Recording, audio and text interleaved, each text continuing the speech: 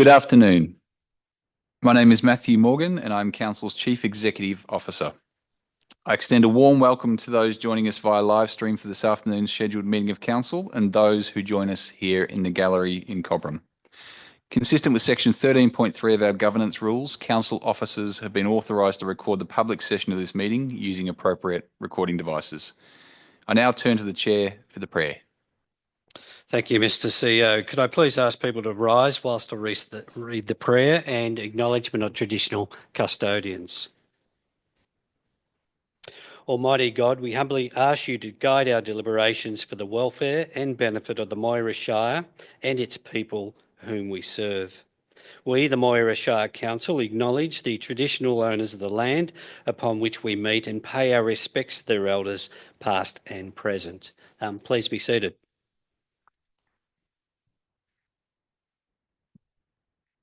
Well, welcome everybody to today's scheduled meeting of the Moira Shire Council, being held at the Civic Centre in Cobram. A very warm welcome to members of the gallery, and it's great to see you along as part of tonight's meeting. And to those who are joining us with the live streaming, we extend a warm welcome to you as well. Item 4 on tonight's agenda is the recording of apologies and requests for leave of absence. There are either apologies or requests for leave of absence? No, Chair. Are there any disclosures of conflicts of interest with matters on tonight's agenda? If not, I'll take that as no declarations of conflict of interest. Item 6 is confirmation of minutes of our previous meetings, and we have minutes of both the scheduled council meeting of Wednesday the 30th of April and an unscheduled meeting of council held on the 14th of May. Is there a motion to confirm those minutes? Yes, I'd like to move that motion. That the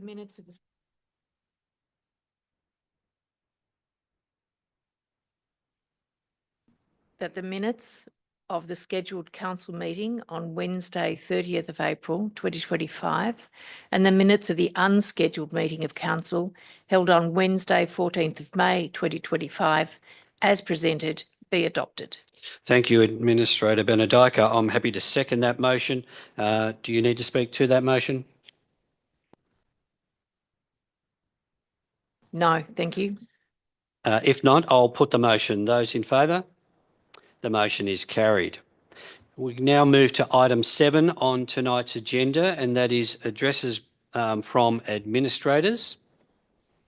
I had the pleasure of attending the Wangaratta Police Service Area's Neighbourhood Policing Forum on the 1st of May here at the Cobram Civic Centre, and this was a great opportunity for local police, together with Regional Command, to come together to engage with the community on recent crime statistics, policing priorities and future policing initiatives. I'd particularly like to thank Divisional Area Commander Joy Arbuthnot, together with Inspector Ash Mason and Senior Sergeant Nathan Ratcliffe, for their initiative in hosting this forum in Moira. This was a police service area wide forum, and this time around they chose to conduct the forum in Moira, and I know it was greatly appreciated by members of the community who were able to come along. In addition to this, Council, in partnership with local police, conducted our second Community Safety Forum for 2025, held in Numurkah on the 20th of May. This again was a fabulous opportunity to engage with residents about safety issues that matter most to them at the local level. And again, we thank the Numurkah residents who turned out to participate in this important engagement. In the last month, Bega has announced the proposed closure of its Strathmerton manufacturing site, with the closure aimed to be completed by mid-2026. This will impact approximately 300 direct jobs and is obviously devastating news for our region. We have been working very closely with Bega Management, Regional Development Victoria, the Minister for Regional Development and local members of Parliament to understand how we can best mitigate the impacts of the proposed job losses, including understanding opportunities for redeployment and retraining, and importantly, bringing forward investment in other industries to create job opportunities locally. Our position in all these discussions is that we need to see local jobs created to replace local jobs lost. We have been meeting with members of the Strathmerton Community Planning Committee to understand local community impacts, and we thank these members for their time and efforts to date. And we do look forward to continuing to work closely with them and other groups and organisations in the Strathmerton community. I had the pleasure of participating in a simultaneous children's story reading at the Cobram Library on the 21st of May. This initiative was conducted right across Australia and New Zealand and involved the same book being read simultaneously to children at 12 noon. This initiative aimed simply to highlight the importance of reading to children in their early years and to develop their literacy skills. It was a fabulous opportunity to share the children's book this year titled The Truck Cat with some 40-year-old preschoolers here at the Cobram Library. It was a fabulous event. On the 22nd of May, I had the pleasure of conferring Australian citizenship on 8 Moira residents who have chosen to make Australia their permanent home. Citizenship ceremonies are always a wonderful celebration with not only the recipients, but obviously with their families, their friends and their supporters. And we do congratulate again our newest Australian citizens for taking this really significant step, and we look forward to their continued contribution to our communities. CEO Matthew and I attended the State Council meeting of the Municipal Association of Victoria on Friday, the 16th of May. The State Council meeting enables all Victorian councils to come together to discuss matters of mutual interest and to advocate for better outcomes for local government. Finally, I'd like to thank those members of the Moira community who have engaged in the consultation on Council's draft strategic documents, which are now available for community input. This suite of strategic documents sets out the blueprint for Moira's future. They include our long-term financial plan, our 4-year council plan, a long-term asset plan and our rating and revenue strategy. We've undertaken an extensive community engagement approach over the past month, including advertising through print and radio media, through social media, and in pop-up sessions in our major towns. I want to thank the many council staff who have been involved in the preparation of these key documents and in leading the community engagement. And we look forward to now considering the community's feedback, which we will receive before finalising these documents in the next month or so. So that's just a bit of an overview of some of the matters of key interest that as administrators we have been involved with over the past month, and I know Administrator Benedica also has an overview of a number of other activities. Thank you, Chair. In addition to those items identified by Chair Administrator Emerson, over the past few months, we've had the pleasure of meeting with local communities in relaxed, informal setting. These publicly advertised and promoted events allowed residents to meet the administrators and CEO, hear about council initiatives and share their concerns. The catch-ups were held in Cobram on the 6th of May, Yarrawonga 13th of May, Beerai 14th of May, Numurkah 20th of May and Nathalia 27th of May. A variety of issues were raised, ranging from local projects and community-led ideas to very specific requests for council action. I particularly remember the Beerai catch-up, with 8 dedicated community members engaging in meaningful discussions. We also received a thank you card from a Cobram attendee who summed it up perfectly. She said, "Thank you for giving me the opportunity to be heard in such a friendly environment." Thank you to all of the community members who took the time to meet with us in this way. We really appreciate the matters you bring to our attention, and we look forward to continuing to working with you and for you. On the 9th of May, the Minister for Regional Development, Jacqueline Symes, visited Waiai to announce the success of 159 projects funded under round 2 of the Tiny Towns Funds. They were statewide projects worth over $5.1 million. Tiny Towns funds are provided for selected projects in rural and regional towns of fewer than 5,000 people. Waiai's successful project will fund a mural on the grain silo, adding to the renowned silo art trail. Tungama also received funding for seating and barbecue areas and a community gathering part. Well done to both communities. There's so much work that goes into these applications and to coordinating the many elements of the projects. It was wonderful to share in the very heartfelt and positively emotional response of the members of the Waiai community who did so much work over a 2-year period to have this successful outcome. Thank you also to our dedicated community team at Council for their work assisting the communities with their applications.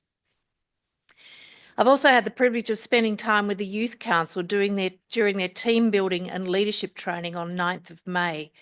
Their enthusiasm and growth are inspiring, and I look forward to seeing them to continue to thrive and make a difference in our communities. On the 21st of May, Chair Administrator Eminenson and I celebrated the graduation of the Moira Community Leadership Program cohort. This program empowers local leaders to build skills, network and resilience, equipping them to navigate challenges and contribute meaningful in their communities. It was incredibly empowering to hear the transformative journeys shared by the participants. We're looking forward to their contributions and our sincere congratulations again.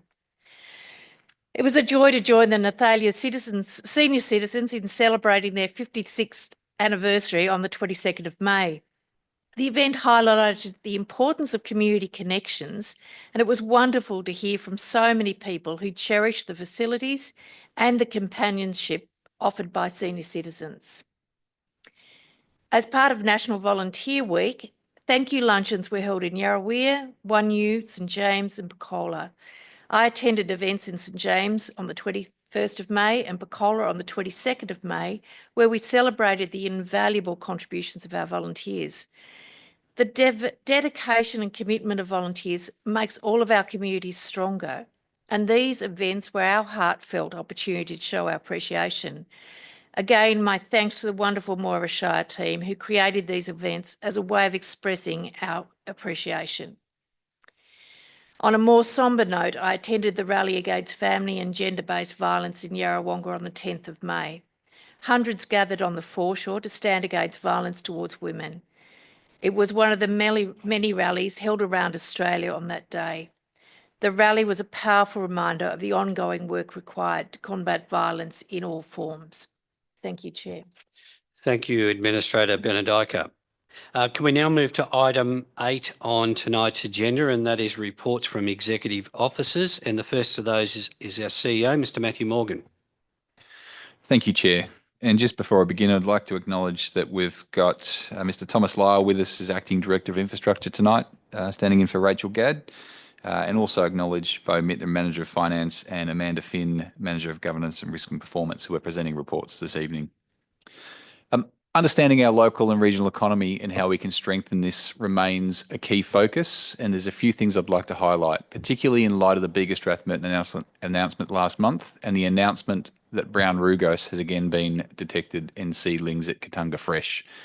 We're actively monitoring both situations. With regards to Bega, we are actively working with Regional Development Victoria and Bega, as well as connecting with local community, the Strathmerton, to understand what supports are required and which agency is best suited to assist. With regards to Katunga Fresh, we've reached out. However, everyone is in a holding pattern at the moment until there is clarity around how the situation will be managed under national guidelines. The economic accord between Moira, Campaspe and Greater Shepparton has now been formally passed by all 3 councils. This is a symbolic milestone which embodies the desire to work collaboratively to grow our regional economy across the 3 councils. Alongside this, I met with the CEOs of the councils and the CEO of Regional Development Victoria to discuss our collective approach to economic transition within the GMID, particularly as a result of the water buybacks. And the focus will be on understanding the barriers to business and industry and looking at ways to make business more sustainable and reduce cost inputs such as electricity, gas, and to greater understand how we can address workforce and workforce housing issues. So more to come in this space in the coming months. We continue to meet with large businesses and industry within our district to understand the current economic environment and what opportunities and challenges the future holds. This month we visited Linton Ryan at Ryan's Meats in Nathalia, and this is a great local success story of a family business that has continued to evolve and grow over many years and now employs over 140 staff in Nathalia. Last month, we visited Saputo and Flavorite, and we have more visits scheduled with businesses over the next 6 to 8 weeks. The Goulburn Partnership meeting was held in Numurkah this month, and I presented an overview of Moira, our current challenges, our future opportunities to the partnership group, alongside updates from Mike Nichols from Flavorite and Michael Cressera from the Fruit Growers Association of Victoria. In addition to this, I've attended many community-focused events, including the Community Leadership Program graduation, the Community Panel Visioning session to finalise the community vision, the Community Safety Forum, the Way I Solo Art Tiny Towns announcement, and I've attended numerous industry and stakeholder meetings across the district, including the MAV State Council meeting in Melbourne and the MRGC, Murray River Group of Council CEOs meeting. This month, we also had 2 cohorts of staff attend on-country cultural awareness training at the Dania Centre in Barmah, hosted by the Yorta Yorta Aboriginal Corporation, including joining the Kingfisher experience. This is an incredibly important part of our organisational and personal learning around Aboriginal culture and Aboriginal people's experience, and will help underpin the commitments that we'll be making in the Reconciliation Action Plan, which is currently nearing completion. Chair, it would be remiss of me not to mention the Emergency Services Volunteer Fund levy that has now passed into legislation. I do note that we have some public questions about this tonight. We remain respectful of the need for sustainable funding for emergency services, and this was evident when we met with the local SES unit here in Cobram several weeks ago. However, we don't agree with the ESVF, the way it's going to be imposed, and I am proposing to introduce an item of urgent business in relation to that later this evening for your consideration. A reminder that we have a considerable amount of strategic documents out for consultation at the moment, including the council plan, the financial plan, the annual budget, the asset plan, and the revenue and rating plan. So I do encourage everyone to head along to Moira Matters and take a look at these important strategic documents. These will set our course and direction over the next 4 years. I'd also like to acknowledge the significant amount of work being completed by our council teams at the moment. A lot of it is visible and we can see it, such as in the parks and the public spaces, which are being presented very, very well at the moment. But there is so much that we can't see. There is a lot going on. We have a lot of community consultation and a lot of community engagement going on, and we encourage everyone to provide their feedback. And finally, I would like to acknowledge Fiona Shanks and her contributions over the past 8 months as Director of Corporate Performance. Fiona left us this month. Fiona is an experienced local government professional, and we were lucky to have her join us here at Moira. However, I respect the personal circumstances behind Fiona's decision to step down, and we wish her all the best for the future. Thank you, Chair. Thank you, Mr. CEO. Can we now move to the Director of Sustainable Development, Mr. Brian Sword? Thank you, Chair. Administrator Emerson. A couple of updates for me this month. One of particular importance is the Bundalong Structure Plan. Council adopted that at a previous council meeting to go to community consultation, and there'll be community consultation occurring on the 12th, 13th and 17th of June. We'll have more information out on our website about that, but we certainly encourage anyone that has an interest in Bundalong and the future growth and direction of Bundalong to please participate in the consultation process.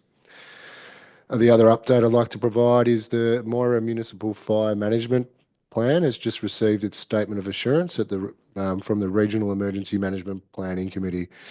2012 was the last time that this document was reviewed, so that, along with our emergency management plan, brings us up to speed in emergency management of those strategic documents. Thank you.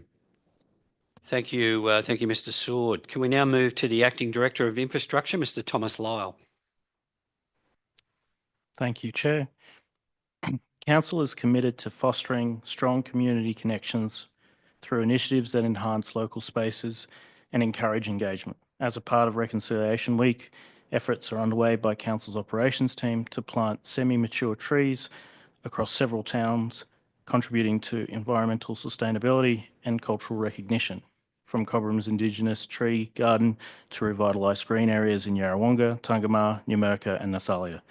These projects reflect Council's dedication to creating welcoming shared spaces for the community members. Additionally, smaller tube stock plantings will involve local schools, allowing children to take an active role in shaping their environment. The first of many work sites for the Numurkah Levy Stage 1 have been successfully completed. We sincerely appreciate the community support in adapting to the changing conditions, even as The well-loved walking tracks along the Broken Creek undergo temporary closures. Council remains committed to keeping the community members informed throughout the project's progression by utilising various communication methods, including the Council's website, social media, and local newspapers. So stay connected and receive the latest updates on the Numurkah Levy project. We encourage community members to subscribe to our social media channels or visit Council's website. Council values its strong partnerships with contractors, recognising their essential role in delivering successful community projects. The Yarrawonga Five Ways intersection upgrade, Nathalia Harcourt Street, Numurkah Levy and One New Road projects are examples of a shared commitment between Council and its partners to achieving meaningful community improvements. While these projects bring long-term benefits, Council acknowledges the disruption infrastructure works can have on the daily life of the community members and sincerely appreciates the community's support throughout their delivery. Thank you. Thank you, Mr. Lyle. And can I now move to our Director of Community, Mr. Scott Williams? Thank you, Chair. As you and Administrator Benediker have mentioned, it's been a very busy month around the community. We've had National Volunteers Week out at Yarrawonga, St James, Pecola and One Youth. So thanks for everyone who helped us celebrate there. And again, just noting how important these volunteers are to our community and how grateful we are for their support. As you've mentioned, we also had the Local Safety Committee in Numurkah. Thank you to everyone who contributed there. The next forum's in Nathalia in August. Here in Cobram, we had the Community Leadership Program, as we've touched on, and we welcomed our newest Australian citizens in a ceremony on Thursday. So just thanks to the team who's coordinating all these events on behalf of the community. A very busy month there. Also just acknowledging our communications and governance teams for their work and engaging the community on the council plan, the budget, the long-term financial asset plan, the rating and revenue, and just noting that there's still time to provide feedback there for the community. Looking ahead, another big month coming up. We've got the Moira Jobs and Careers Expo coming up in June on the 19th. That'll be here at the Civic Centre. We have about 40 plus employers coming to that. So a fantastic opportunity for job seekers and businesses alike there. Men's Health Week, we're teaming up with NCN Health and Yarrawonga Health to shout breakfast for the blokes. So it'll be free coffee, egg and bacon rolls at locations across the Shire from the 3rd to the 12th of June. And also, as part of National Reconciliation Week, we're welcoming Isaiah Firebrace to the Cobram Library on this Friday. So he's going to do a special reading of his book, Come Together. So we're really looking forward to that. That'll also be live streamed at Nathalia, Numurkah and Yarrawonga Libraries. So thank you, Chair. Thank you, Mr. Williams, and thank you to all the directors. That's a fabulous overview of the breadth and the scope and the extent of activity happening across the Shire. It's certainly been a busy month and a busy month ahead of us as well, which is fabulous. Can we now move to item 9 on tonight's agenda, and that is officer reports for determination. The first section is 9.1, corporate performance, and the first item is 9.1.1, the Moira 2045 community vision. Ms. Finn. Thank you, Chair Administrator. The purpose of this report is to present the Moira 2045 community vision that was prepared in accordance with Section 88 of the Local Government Act 2020 and Council's community engagement policy. Council appointed a community panel in November who were recruited through an expression of interest process and have provided a community voice and insights to Council during the development of the Moira 2045 community vision using a deliberative community-centred approach. The community panel, made up of 18 community members, participated in a series of workshops where they reviewed broad community inputs received during community consultation on the draft vision and held group discussions around key opportunities and challenges for Moira and what we can do to influence the future. The Moira 2045 community vision includes a central statement that by 2045, we will be a thriving, connected regional community and is built around 4 key themes: community, environment, livability, and prosperity, which reflect the priorities and aspirations of our region. The Moira 2045 community vision will replace the Moira Vision 2035 that was developed in 2021. Thank you, Chair Administrator. Thank you, Ms. Finn. Is there a mover for this item? Yes, I'd like to move this item. That Council commend and thank the 18 members of the Community Panel for their collective work in developing the Moira 2045 Community Vision. 2, acknowledge that Moira 2045 Community Vision will replace Moira Vision 2035, and adopt the Moira 45 Community Vision that was developed in accordance with Section 88 of the Local Government Act 2020 and Council's Community Engagement Policy as tabled. Thank you, Administrator Benedike. I'm very happy to second that motion. Would you like to speak as the mover of the motion?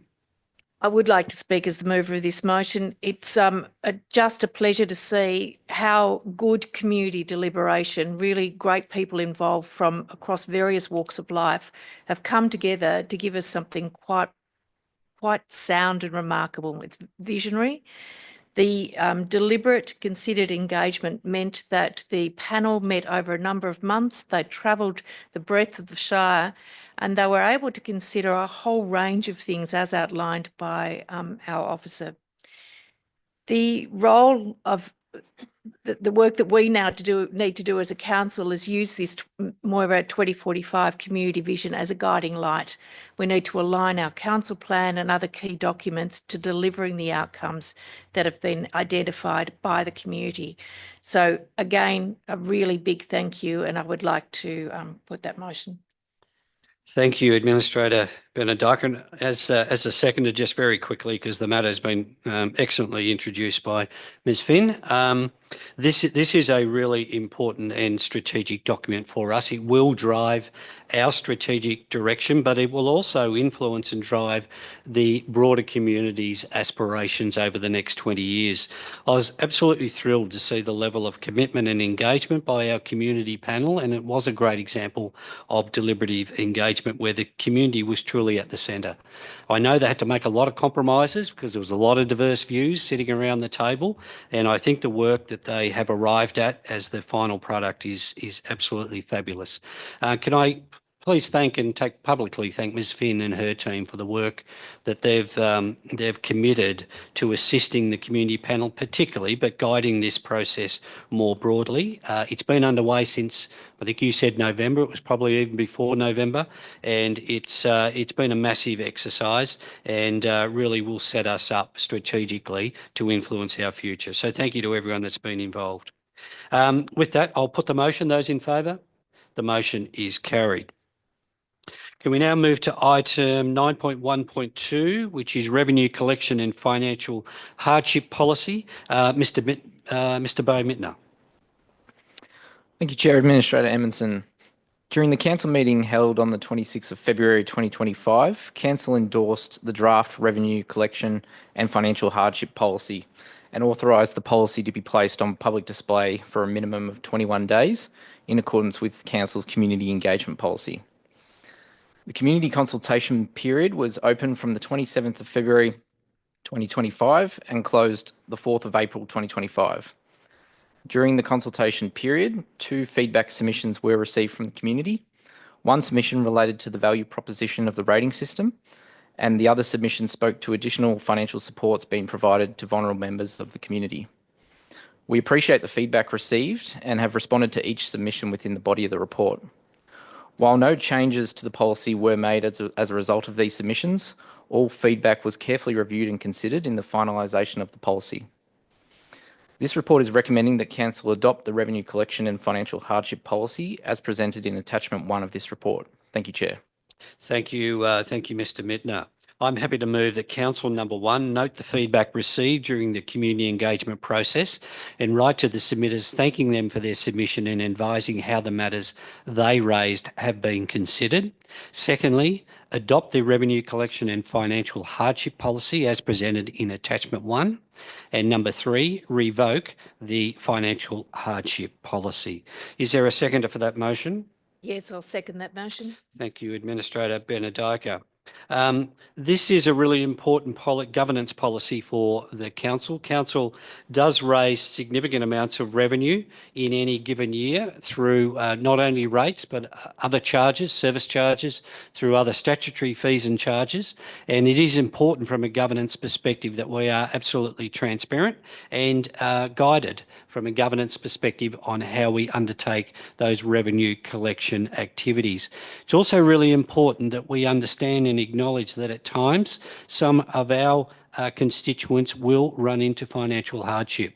And it is incumbent on us as a government entity to have very clear expressions about how we will support those constituents who may, through various circumstances, come into financial hardship. And the policy is a really good statement as to how council will empathetically and in a supportive way deal with those constituents who might find themselves in that position. We did go out for broader community engagement, seeking feedback, and as Mr Mittner said, we received 2 submissions, and we do thank those 2 submitters for their time and their effort. Administrator Benedico, do you wish to speak as the seconder? Just briefly, Chair, I think you've covered the key points. One of the things that's important for me is to see that we hold ourselves both transparent so that people can see clearly what the financial collection policy is about, as well as the financial hardship element of that policy. And that transparency also means that we're accountable. So very good document, strengthened by community input. Thank you. Thank you, Administrator Benedico. I'll put the motion. Those in favour? The motion is carried. Item 9.2, community. 9.2.1, Wellbeing for All Ages Annual Review for 2024. Mr Williams. Thank you, Chair. I'm very pleased to present the 2024 Annual Review of the Wellbeing for All Ages Strategy. This review highlights the positive outcomes that we've achieved through our ongoing commitment to community health and wellbeing. You'll find there's a lot of work and a lot of great outcomes detailed in this report. But I think notably, it really reflects the strength of our partnerships that we've built with the local health services, community houses, the learning centres, the public health unit. And I'm really keen to acknowledge and thank all our partners, as well as the hard work of all our staff on this. I really think that we are creating a more inclusive and healthy Morayshire for people of all ages. Thank you, Chair. Thank you, Mr Williams. Is there a mover for this item? Yes, I'd like to move this item. I'd like to move that Council note the Wellbeing for All Ages Strategy 2021 to 2025 Annual Review 2024 as presented in Attachment 1, and 2, acknowledge the positive work that has been completed in order to deliver on the objectives of the Wellbeing for All Ages Strategy 2021 to 2025, including through strong collaboration with our community partners. And I'm very happy to second that motion. Do you wish to speak as the mover of the motion? I wish to reiterate the words that were mentioned by Mr Williams. There's a significant amount of work that's really documented very clearly. It's work that's done not just by Council, but by Council and its partners towards common goals. It takes into account all ages in the community. It takes into account health and wellbeing, and it's focused on the prevention end of the health and wellbeing spectrum. It came through very clearly and is well documented. Each council is required to do a municipal public health and wellbeing plan, and we've called our plan the Wellbeing for All Ages Strategy, but it meets legislative requirements as well. I would also like to say that this is significant work by council and significant work by our partners, and I'd like to acknowledge that. Thank you, Administrator Benedico. I don't wish to speak as the seconder of the motion. I'll put the motion. Those in favour? The motion is carried. Can we then move to item 9.3.1 in the sustainable development area, planning permit application 5/2023/269, residential village, Breers Road, Yarrawonga. Mr Sword. Thank you, Chair, Administrator. This report refers planning permit application 5/2023/269 to Council for decision as the application received 5 or more objections. The application seeks approval for the use and development of a residential village on land located on the northeast corner of the intersection of Breers Road and the Murray Valley Highway, Yarrawonga. The proposal consists of the development of 205 dwellings, along with a community centre, a wellbeing centre, and recreational facilities for residents of the proposed village. The development is proposed to be undertaken over 12 stages. For Moira Shire, this development represents over $100 million in investment. It will provide affordable housing alternatives, contribute to the Victorian Government's housing targets for Moira, and demonstrates private sector confidence in investing in Moira. The application was publicly advertised and resulted in a total of 20 objections. Since receipt of the initial objections, the applicant has been able to reduce the number of outstanding objections to 5.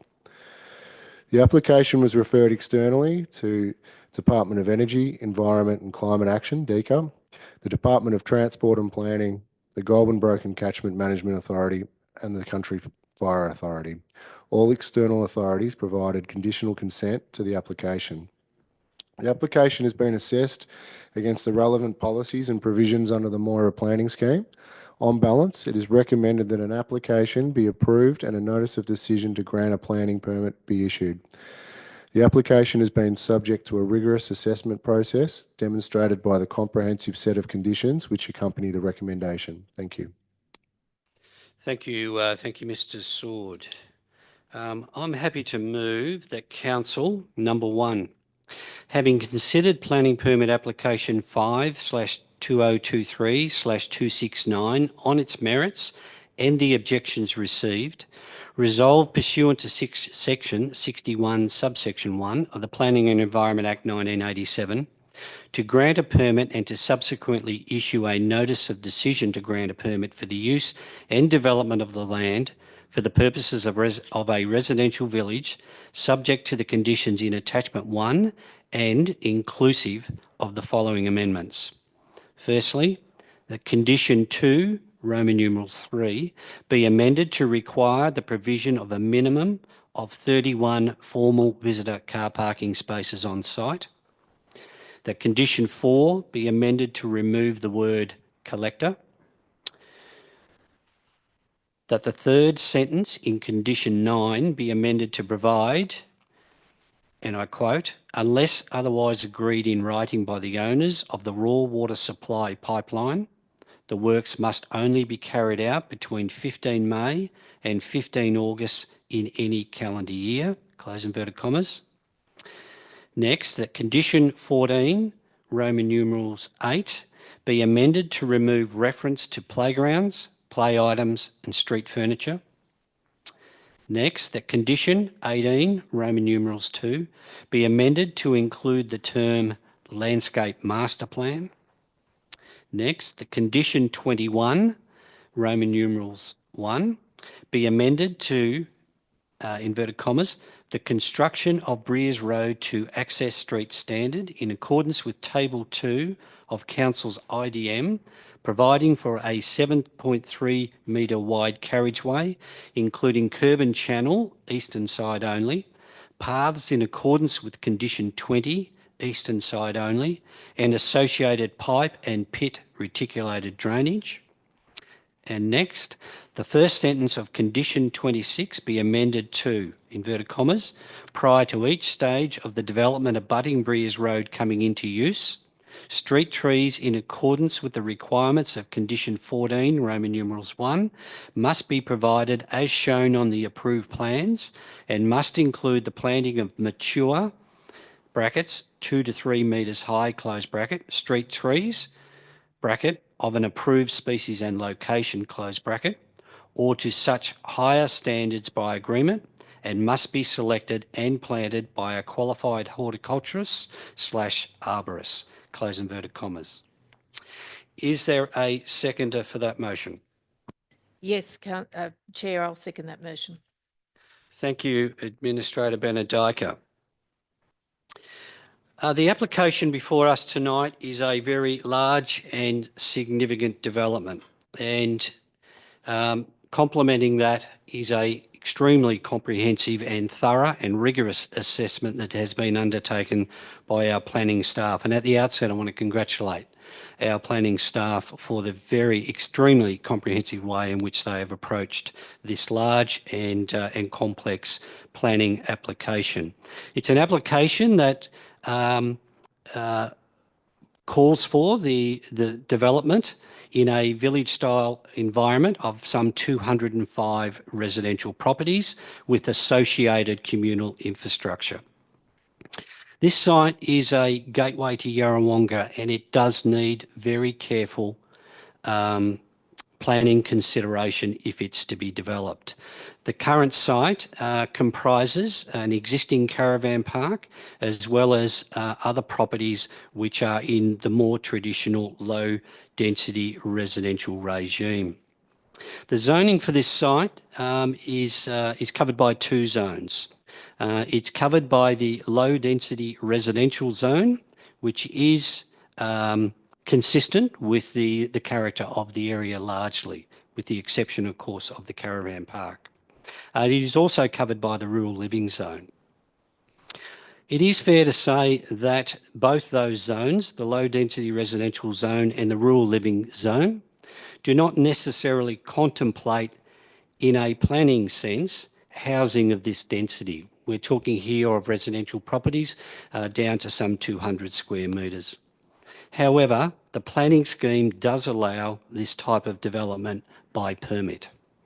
So it's not a prohibited use, it is an allowable use within those two zones by permit. The proposal, as it is presented to us, is consistent with the housing objectives set out in the planning scheme, which does call for greater diversity and increased supply of housing. So the proposal to provide a more intense, more dense style of housing activity will create diversity and it will add to supply. In that context, I think it is reasonable to conclude that the proposal is consistent with the housing objectives set out in the planning scheme. The application, however, has a number of challenges. The proposal includes the removal of some 3.16 hectares of native vegetation, and that in any measure is a really significant loss of tree canopy and understory. And this needs to be considered very, very carefully. I do note that some significant remnant trees will be protected, a small number will be protected through this application. And it is also instructing for me that DECA, the Department of Energy, Environment and Climate Action, who is the referral authority in these matters, is satisfied with the applicant's plan to address the native vegetation loss through offsets. Visitor car parking in its current form is an issue. The number of visitor car parking spaces which would normally be called for under this type of development is some 41. The proposal as it is presented to us only provides for 11 visitor car parking spaces, and they are largely associated with the communal facilities. For a development that will potentially, ultimately, involve some 205 properties in a higher density housing format with limited on-street parking due to the narrow widths of the allotments, in my mind, 11 spaces is completely inadequate. And the condition which is the subject of my motion tonight is calling for a minimum of 31 spaces to be provided within the development, and I am confident that that can be achieved relatively easily. It is really important that such a residential village-style development is well connected to integrated transport options. And I'm pleased to see the conditions which officers have recommended do go to the issue of connecting this site from a walking and a cycling perspective, and including connections to the adjoining bus stop. It is really critical that this development, given its density, has adequate opportunities for future residents to enjoy integrated transport and to avoid all opportunities for the site to be isolated. The objections have been very clear on the inadequacy of Breers Road to accommodate such a dense development from traffic movement perspective. And there are two aspects to this. The first is the standard of Breers Road, and again, the officers have done a fabulous job in requiring, if this permit is approved, upgrades to Breers Road to a standard which would be suitable to accommodate the traffic volumes that will be expected through this development. Also, the provision of curb and channel and underground drainage to create a residential street which is fitting for this type of development. The other aspect which is absolutely critical in my mind, and that is the upgrade of the Murray Valley Highway and Breers Road intersection. This intersection currently is in an 80-kilometre zone. It is on a bend, and it will require substantial upgrading to accommodate the increased traffic movement through this intersection should this development proceed. I'm really pleased to see that the Department of Transport and Planning have called for and are requiring both left and right turn treatments at this intersection to substantially improve the safety for what we would expect if this application was to be approved through increased traffic volumes. And the last thing that is a really, I think, important element of this application is to ensure that this site, as a gateway site for Yarrawonga, appropriately addresses the public realm. And what I'm talking about here is how this development will address both Breers Road and Murray Valley Highway, both from a fencing and boundary perspective, but also the articulation of properties which will face onto both Breers Road and Murray Valley Highway. And I'm really pleased that the conditions which officers have put forward tonight as part of attachment 1 go to issues of sympathetically addressing the character of the area through appropriate landscaping associated with the fencing at both Breers Road and Murray Valley Highway. They've addressed articulation, they've addressed fence height, and they've addressed an appropriate style of fencing that is in keeping with a gateway site for Yarrawonga. So this application does present opportunities. It also presents a number of challenges. I am confident, though, that on balance, with the conditions, with the very extensive conditions which our officers have recommended and which I am proposing to further amend through this motion tonight, on balance, I am confident that this is a reasonable planning outcome and can be delivered in a way that will be positive to the local neighbourhood character and amenity, will address housing needs for diversity and supply, and will obviously address this site as a gateway site for Yarrawonga. Administrator Benedika, would you wish to speak as seconder to the motion? I certainly wish to speak. This has been a development application that has needed a lot of consideration. Whilst I may be repeating some of the comments made by Chair Administrator Emerson, I'd like to lay out how I've come to the particular decision I've come to. As mentioned by the Chair Administrator, the proposed zone development sits within both the low density residential zone and the rural living zone. And quite clearly, it's a high-density residential village.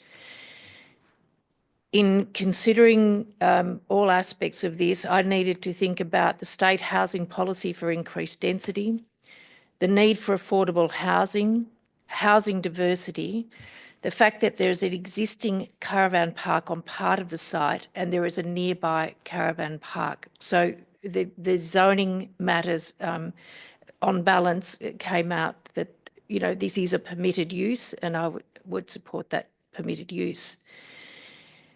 The vegetation, the removal of 3.16 hectares, as pointed out, of native vegetation is significant.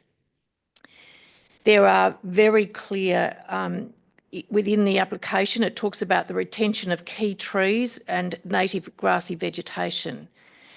I also considered that DECA have advised they do not object, subject to conditions, including offsets. Those offsets are defined as no net loss in the contribution made by native vegetation to Victoria's biodiversity. I also have considered the landscaping plan inclusion as in the new recommendations tabled tonight and conditions applied. Character was another key consideration. This application appears to change the character of the sites, including that the particular taller vegetation cover and the visual and shade amenity provided will be changed. I do acknowledge, though, that most of this cover was planted by existing landowners in the past 20 to 30 years.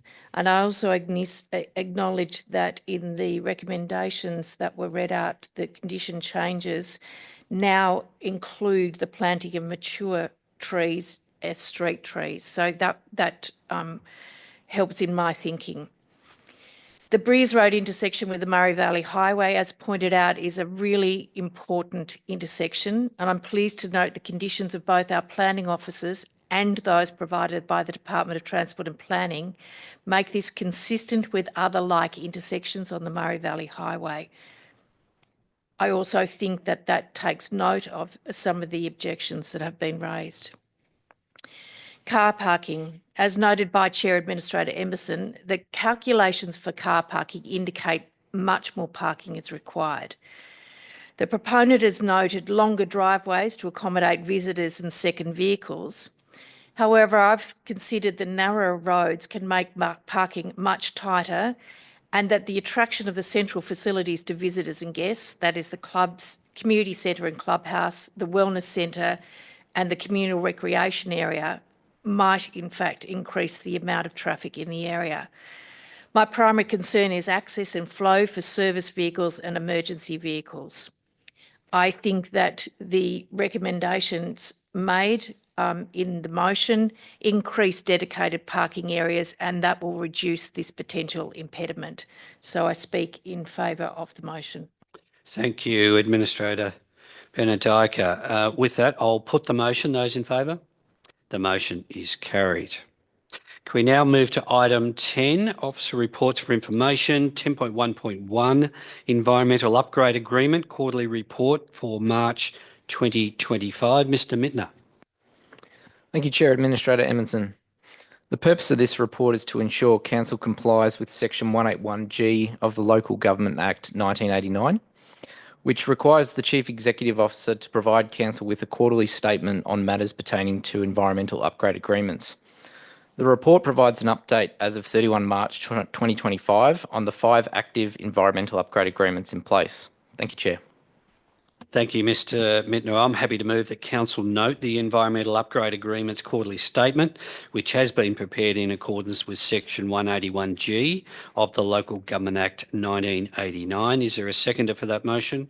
I'll second that motion. Thank you, Administrator. I don't wish to speak other than to note that this is a quarterly report that we receive for information, and I note there's been no real movement over the last quarter. Do you wish to speak as the seconder? If not, I'll put the motion. Those in favour? The motion is carried. Item 11 is notice as a motion. There are no notice of motion tonight, Mr. CEO? No, Chair, and there's no matters for item 12 or item 13 either, Chair. Okay, can we then move to item 14, which is urgent business? And Mr. CEO, you foreshadowed an item of urgent business for consideration. I did, thank you, Chair, and that relates to the Emergency Services and Volunteer Fund. So if Council would accept that, I'd ask that Council move a motion to receive that, and then I can talk to that. Thank you, Mr. CEO. I'm happy to move that Council resolves to accept an item of urgent business in relation to the Emergency Services and Volunteer Fund to enable consideration of this matter tonight. Is there a seconder for that? I'd like to second that motion. Okay, I'll put that motion. Those in favour? The motion is carried. Mr. CEO. Thank you, Chair. As mentioned earlier, the Emergency Services and Volunteers Fund ESVF passed through the Victorian Parliament on the 16th of May 2025. The ESVF replaces the previous Fire Services Property Levy, the FSPL, from the 1st of July 2025. Councils are legislatively required to collect the levy for the Victorian Government. In 2024-2025, Council collected $5.45 million for the Victorian Government via the FSPL from the rateable properties within our community. In 2025-2026, under the new ESVF, this is set to increase to $7.95 million. This represents an increase of over 45% for the Victorian Government levy. In the context of rate burden for our property owners, this has the following implications. In the 24-25 financial year, Council raised $36.67 million in general rates revenue, plus the $5.45 million for the FSPL. Or in simple terms, 13% of the rates levied by Council are passed through to the Victorian Government. In 2025-2026, Council proposes to raise $37.81 million in general rates revenue, plus the legislated $7.95 million for the new ESVF. This now means that 17%, not 13%, 17% of the rates levied by Council are passed through to the Victorian Government. Council understands the need for additional funding and resourcing for our local emergency services units, and this was evident when we met with the Cobram SES unit several weeks ago. However, we believe that this funding should not come from an increased levy on our property owners. I do have a recommendation which I've circulated to the members tonight, Chair, for your consideration.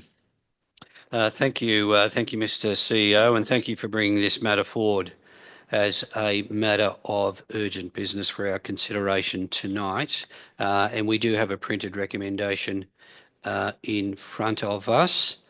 Is there a mover for this item? I would like to move this item.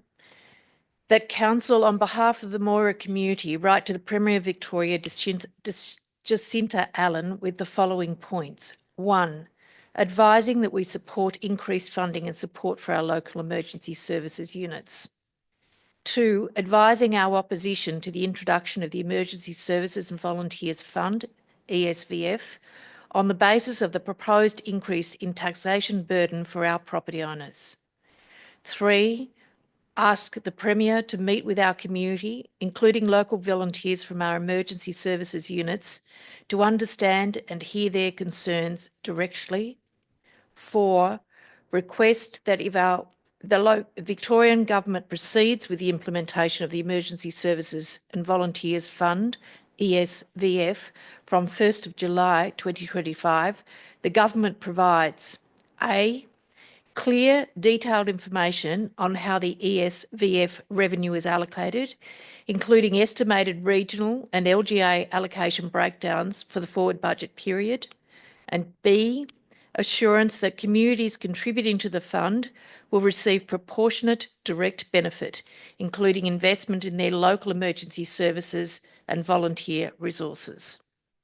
Thank you, Administrator. I'm happy to second that motion. Do you wish to speak to the motion? I would like to acknowledge that there has been considerable community concern and council concern about the Emergency Services and Volunteer Fund. We have previously written to Minister Ward, and we've made representation over a number of months, really, through the Municipal Association of Victoria, the Rural Councils of Victoria, and the Murray River Group of Councils. We've used those key advocacy groups to present our proposition that this is a very large levy imposed on people who at the moment are facing significant changes in circumstances on their farms and properties. The mention that this now means that 17% of the rates levied are passed through to the Victorian Government is of great concern. In moving this recommendation, I note that we need to take active consideration and make sure that the government is well aware of our community's concern and of our concern, and that we also support increased funding and support for our local emergency services and units. Thank you. Thank you, Administrator Bernard Dyker, and I'd certainly endorse your comments. This is a large increased impost on our community, and it is incumbent on us to continue our advocacy to express our concerns. We have been advocating very strongly through our peak associations, whether it's the Municipal Association of Victoria, Rural Councils Victoria, the Murray Region Group of Councils. We've done direct advocacy, and this, I think, is the next step for us in terms of expressing our concerns, but also, if the fund is to proceed, that we get some assurances that the increased burden being placed on our community will actually have an investment return to our community, and that's what this motion seeks to do tonight as well. So with that, I'll put the motion. Those in favour? The motion is carried. Can we now move to public question time?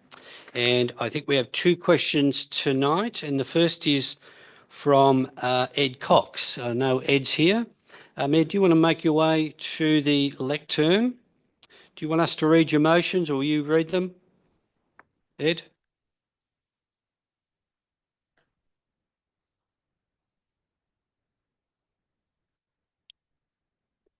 Just put that there. So thank you, Mr. Chairman. If you could read the motion that I put out, please. Sure. We'll deal with the first one. Get you to talk to it for 2 minutes, then we'll do the second one. The first question is: What will council's position be if ratepayers don't pay this ES levy tax? So, would you like to speak to that for 2 minutes? Yeah, just.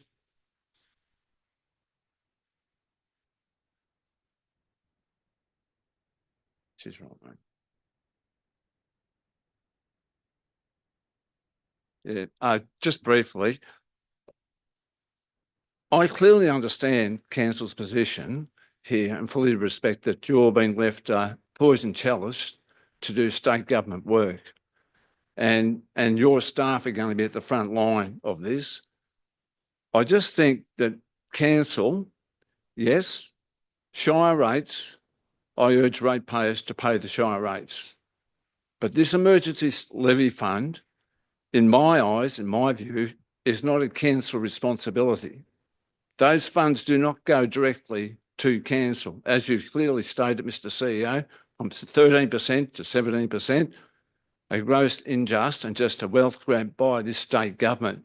I do have a solution, Mr. Chairman, for this, but I just want to clearly understand that the ratepayers, I think, across rural Victoria will be in revolt with this tax.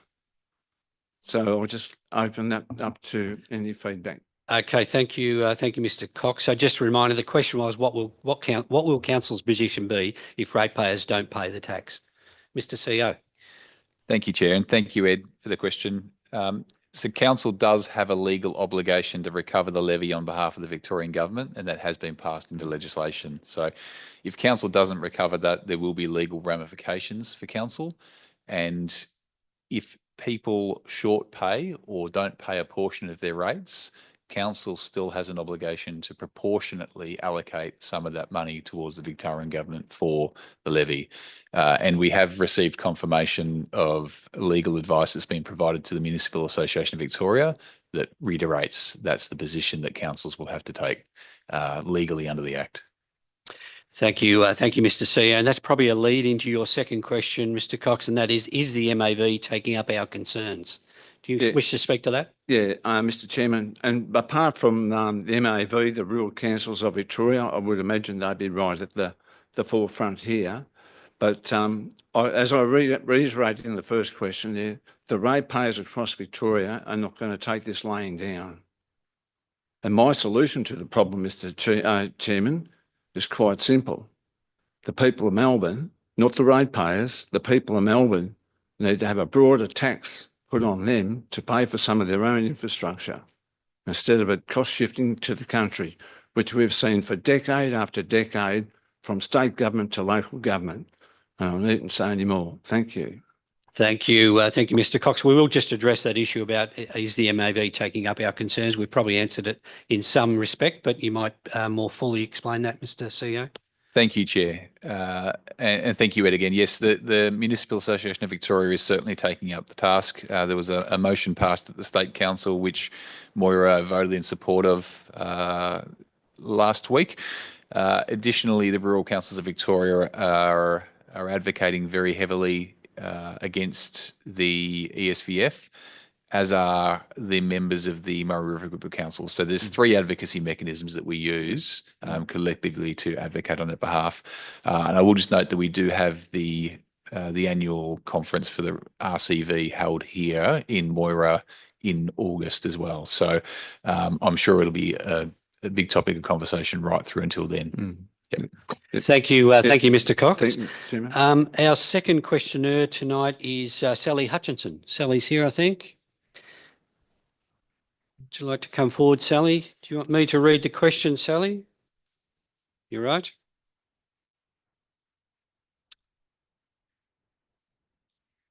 Perhaps read your question and then 2 minutes to speak to it.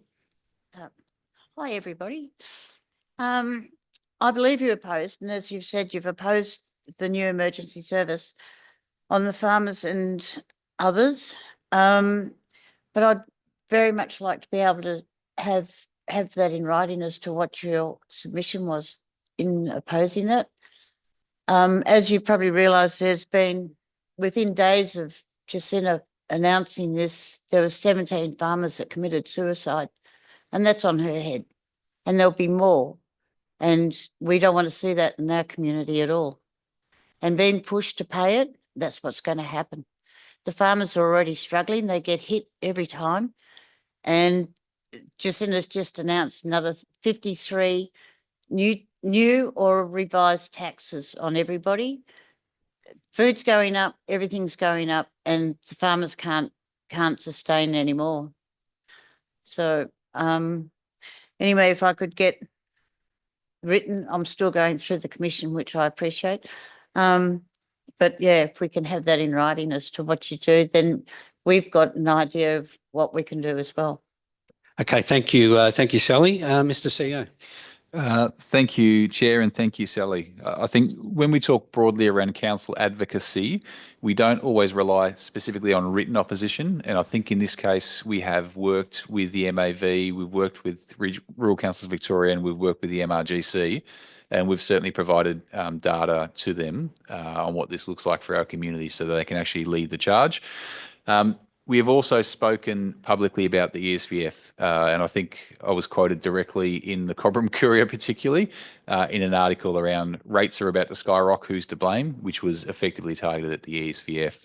I just want to point out that it is an issue that is divisive in the sense of there is very strong opinions about the levy. And while I just want to reiterate that while we're opposed to the mechanism that's being proposed and what's passed legislation, we are still very supportive of the local services and the need for sustainable funding for those local services.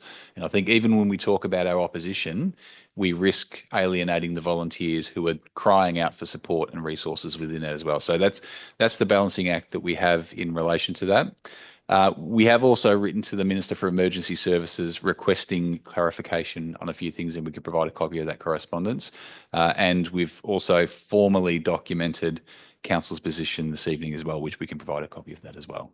Yeah, also, can I mention, last meeting in Yumurka, you said it was going up 117%, I think. And then when it was announced, it was 189, then they dropped it to 150, which is probably what they intended anyway. But I mean, it's if you're fed the amount of 117% and then they're saying 189 and then 150, then, you know, are they going to keep throwing false figures at us all the time? Because they're not telling us the truth. Do you want to explain the difference between the 189 down to 150 is only related to the farming? Correct. Thank you, Chair. And I may need to defer to our Manager of Finance for a more detailed explanation. However, in simple terms, it's similar to our property rating differentials, where they apply a different rate in the dollar based on the valuation of property classes. And the 189 was indicative of what they were applying to farm properties, and that has now been reduced in the final proposal. I will note, and just on the sensitivity around farm properties, and I will just also acknowledge that Council has the revenue and rating strategy, which is out for consultation at the moment. And in that strategy, Council has actually proposed a reduced differential for farm properties this financial year and moving forwards as well. It's only going to be reduced on one property. If somebody owns 2 or 3 properties, it's only going to be reduced on one, isn't it? And they'll be charged full fare on the others. Are you talking the Emergency Services Fund sorry, levy? emergency service, Right. yeah. Mr. CEO was referring to Council's rating strategy, but Sorry, I meant the emergency services, like they're putting out that rate, but they said there'll be a reduction on one property, but if anyone owns more than one, they'll be hit with full price on the others. And Correct. also a lot of people in town don't care. They said, oh, if it's up to the farmers and we don't have to pay, it doesn't matter. That's cool, isn't it? okay. Thank you. Thank you, you. Sally, for your question tonight, and we'll get that copy out to you that you were looking for. I don't think there are any more public questions tonight, Mr. CEO. No, that was it. Thank you, Chair. Okay, that does bring us to the close of tonight's meeting. Can I again thank those members of the gallery who have joined our scheduled meeting tonight, and to those who are streaming online, thank you also for joining us. With that, we will bring this scheduled meeting of Council